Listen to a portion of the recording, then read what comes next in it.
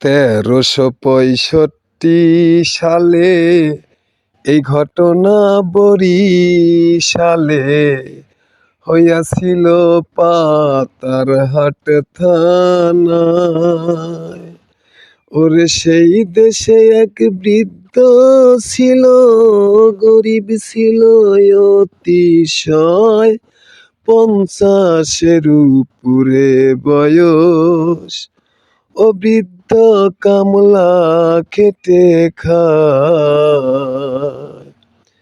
নাম ছিল তার রসিমউদ্দিন, নাহি ছিল বিদ্যা বুদ্ধি, লেখাপড়া কিছুই জানতো নয়।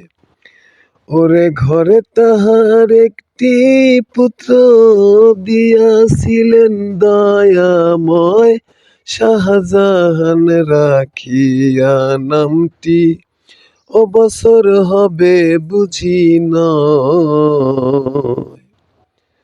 অসীম যায় ভাই কামলা দিতে, ছেলেটি তার নিয়া সাথে, পিতা পুত্র কামলা খেটে খায়। আজকের কবিতা এই পর্যন্তই।